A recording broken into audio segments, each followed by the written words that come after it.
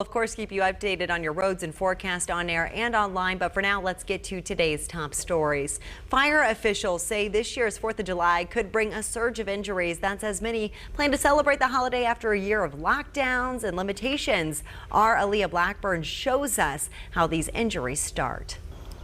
Well, experts say all it takes is just a matter of seconds before the worst can happen, and that's when it comes to safely handling fireworks. And here to talk a little bit more about that is Deputy Chief Michael Pruitt with the Barkersville Fire Department. Mike, thanks for making the drive up this morning.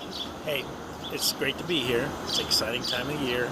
We get to celebrate the nation's birthday, but we got to do it safely. So the first thing we're going to talk about is site prep, because we don't want to do this in a closed, tight space in our backyard. It's not safe to do with a lot of these being projectile type fireworks. So make sure you have a nice, clear, flat area where fireworks aren't going to fall over. Make sure the kids stay back. As you can see, this board right here I have in front of me, I've built a substantial object that I've attached my mortar rounds to, because these are probably the most dangerous fireworks of them all because they're very powerful. So I've screwed these into this board, so now they're not going to fall over. The other thing I have is a bucket of water. Two purposes: to put my expelled fireworks in, and if I would have a little fire, I could use this or use a garden hose, but keep some type of extinguishing agent close. Of course, keep a first aid kit right close by, just in case, because we know that burns to the hands, some facial injuries, things like that. We might need that kit real quick. So when we move down the line, we start looking at the different fireworks. We're talking about some of the problematic ones. Bottle rockets. We always hear about the bottle rocket wars, and we completely discourage that, but people tend to want to shoot these. It's a good way to get somebody seriously injured, put an eye out. And then we get into the Roman candles, same deal. People like to point these at each other and shoot the flaming balls. It's just absolutely crazy to do that. And then, of course, this looks very attractive to start a sword fight. It emits sparks from the end of it. If you're going to use these, that's not what they're meant for, to get into a sword fight between adults or children for that matter. So there's a couple of things. Smoke. There's a lot of fireworks that give off a lot of smoke, and sometimes people have respiratory issues, and so you got to keep those folks in mind, because that smoke can become an irritant. We talk about sparklers, and sparklers are very popular with kids and adults, but the ones we recommend are the ones that are bamboo. Okay, they will burn away, because these things burn at over 2,000 degrees and can cause serious injury.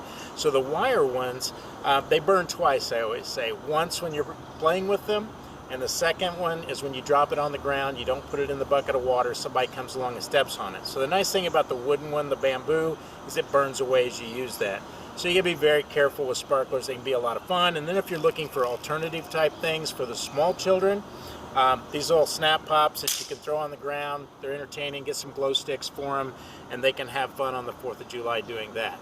So then we talk about what the consequences can be if you misuse the firework. And behind me over here, we're going to show this watermelon with my friend Scott back here, and we're going to show what can go wrong.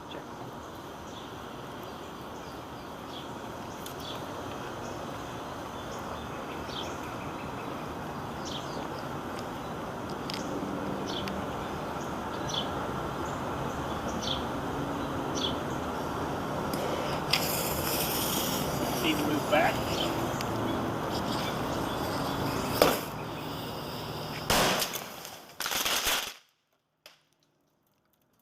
Oh, wow. You see, those fireworks are extremely powerful.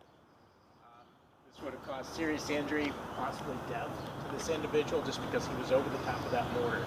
And we do see these types of injuries across the country every year.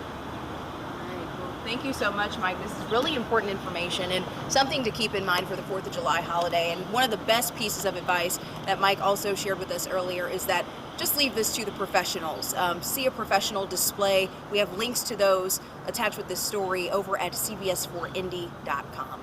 Reporting outside our studio, Leah Blackburn, CBS 4 News.